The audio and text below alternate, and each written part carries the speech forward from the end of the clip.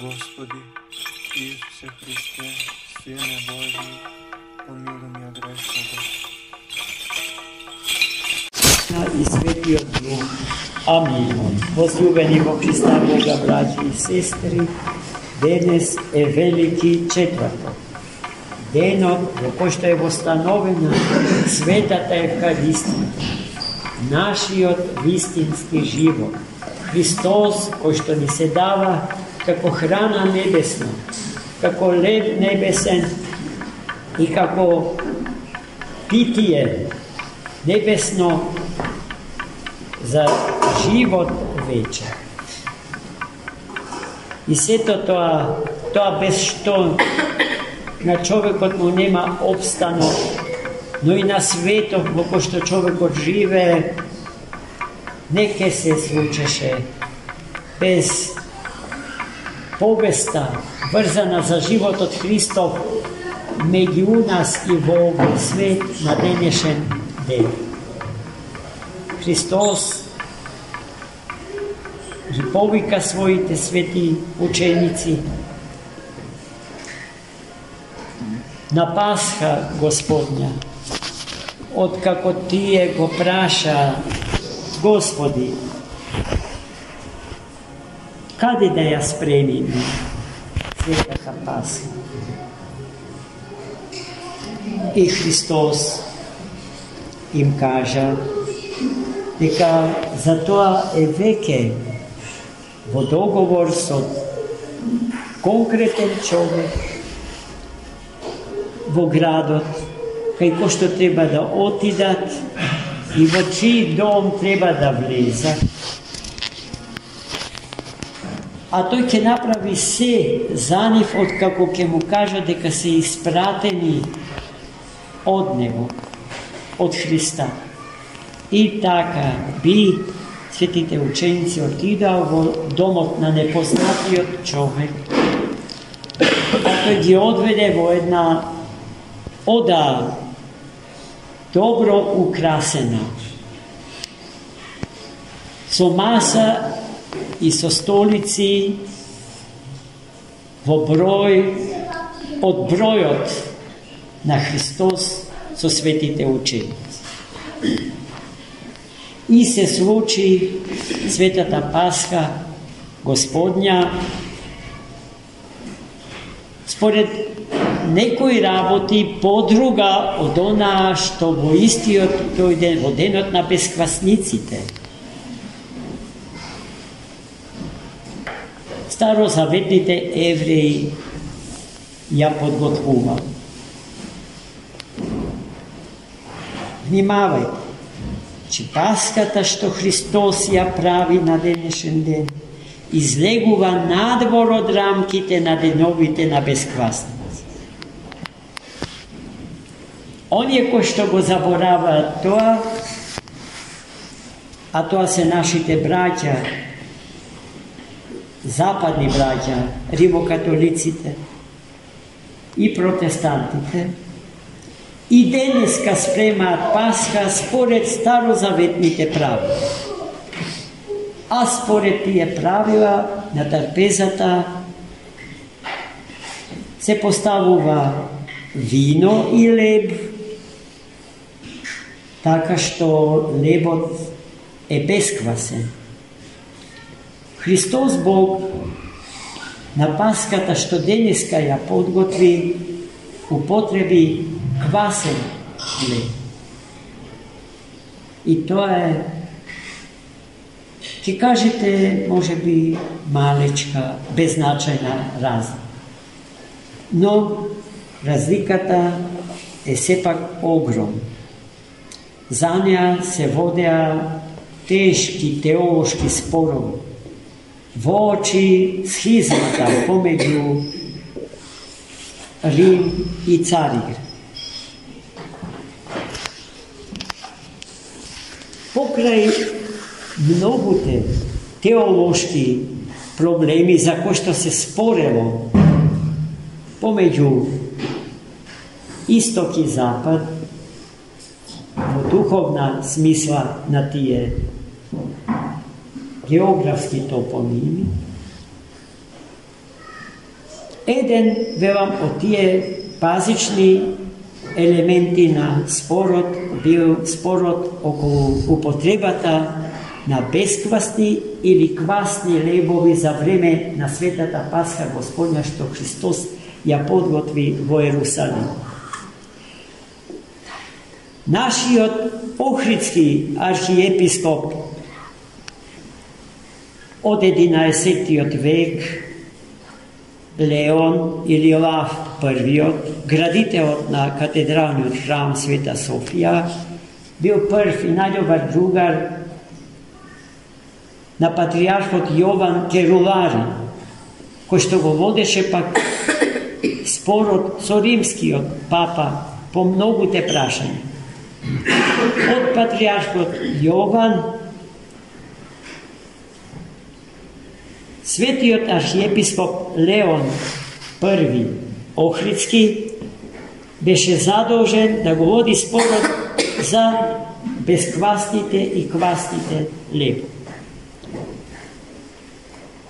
Со многу докази се разбира, запишани на страницата од Светото писмо, архиепископот Леон докажува дека Христос на денешен ден употребил квасни лебови и за прв пат во историјата на христијанската иконографија воопшто во црквата Света Софија, во олтарската апсида е насликана композицијата Причестување на светите апостоли. На таа композиција Христос своите ученици ги причестува со квасен леб. Таа представа на Светата Евхаристија потоа е распространета по целиот православен свет, во согласност со учењето на големите отци на црквата Христова.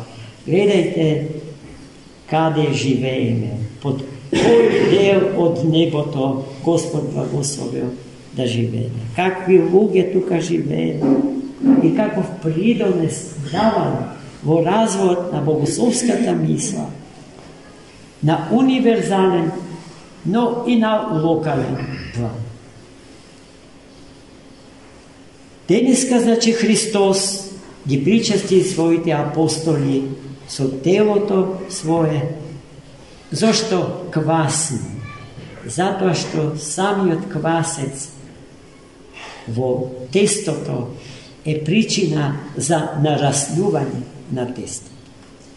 Ако не ставиме квасец во тестото, тоа нема да нарасне.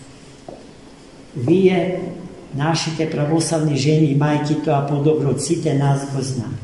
Што ќе се случи со тестото незаквасено со квас или со квас? Тоа е Христос за Светата Црква Божја, браќа и сестри. Така заквасеното тесто на Светата Црква од Христос, квасецот, е лебот надсуштествен. И перфиси, така се во оригиналот на грчки јазик во Оче наш е употребен поимот и перфисин, надсуштествен леб. Не, просто насушен. Насушен леб асоцира на овој, без кој што стомакот наш не може. И овде не станува збор за тој леб, туку за самиот Христос, како наша храна небесна. И така, браќи и сестри, со тој леб Христос ги причести, а потоа со крвта своја, крвта на новиот завет. Се она што ние на секоја света литургија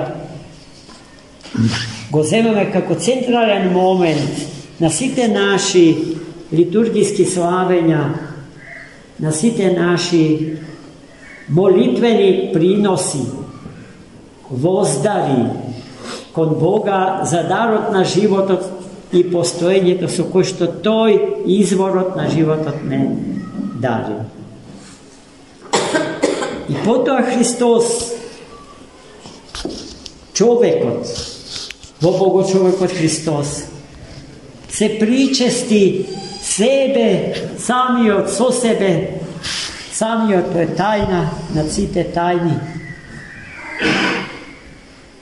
Природата на човекот во Богочовекот Христос се причестува со божествената природа во Богочовекот Христос. А таа е во се еднаква со Христа Господа, затоа што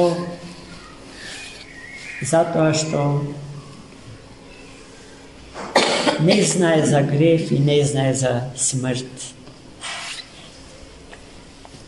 Природата на човекот во Христа е природата на Христос, кој што влегува ни затворени порти откако ќе воскресне.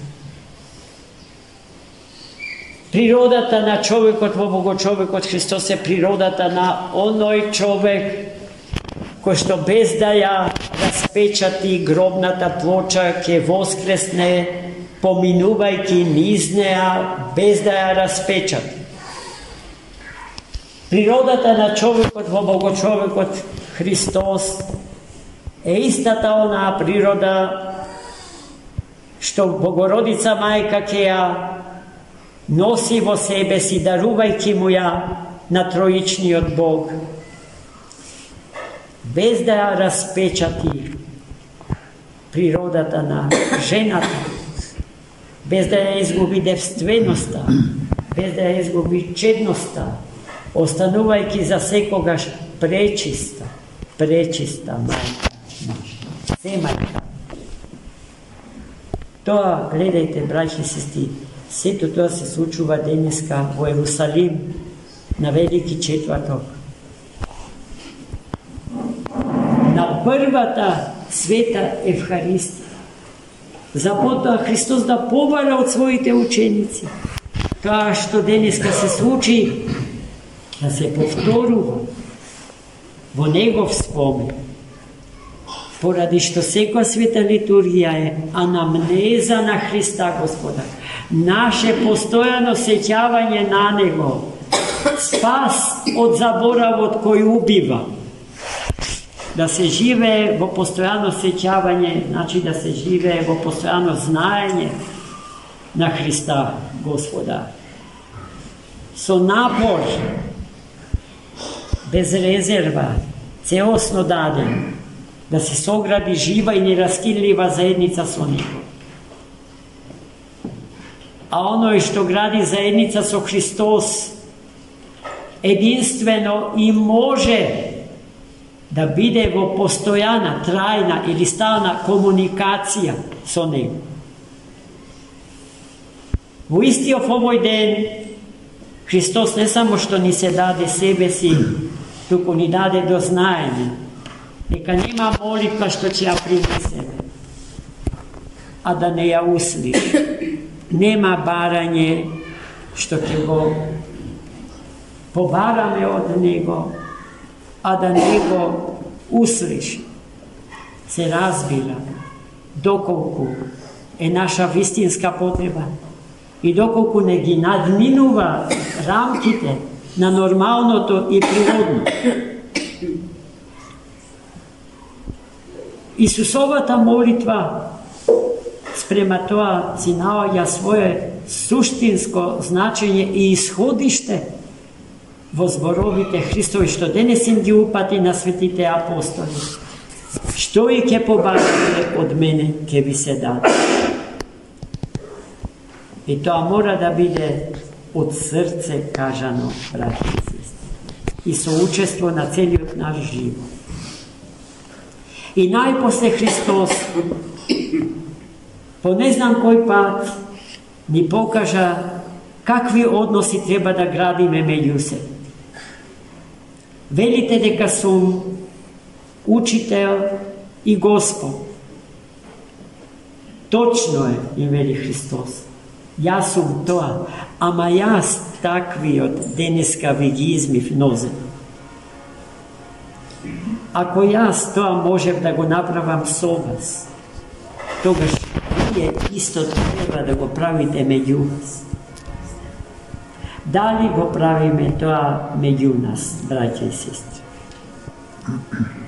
Или сме лицем светци, срцем волци, одлични глумци и преправачи, поради што ја губиме довербата на луѓето што сакаат да му пристапат на Христос, ама соблазните од нас му се предаваат на сомнежа и оттуѓувањето од Него, а оно што се оттуѓува од Христа се оттуѓува од самиот живот, браќа и сестри. Оно што му приоѓа на Христос му приоѓа на животот вечен, и оно што се оттуѓува или оддалечува од Христа Господа и се приближува на смртта и дното адско. Еве, тоа се пораките што денеска Светото Евангелие ни ги пренесе, а кога го читаме Светото Евангелие, молчиме, зашто тогаш самиот Христос ни зборува. А кога зборува Тој, ние треба да молчиме и да слушаме и да послушуваме, браќа и сестри. Христос Бог да е секогаш со нас. Вечерва доаѓаме во 18 часот за поподробно да ги исчитаме настаните врзани за животот Христов во овој ден. 12 страдални или страстни Евангелија. Се надевам дека поважно од тоа ништо нема да се најде во вашиот живот, воден во овој свет и голем ден и празник. Амин. Господи Исусе Христе, Сине Божий, помилуй меня грешного.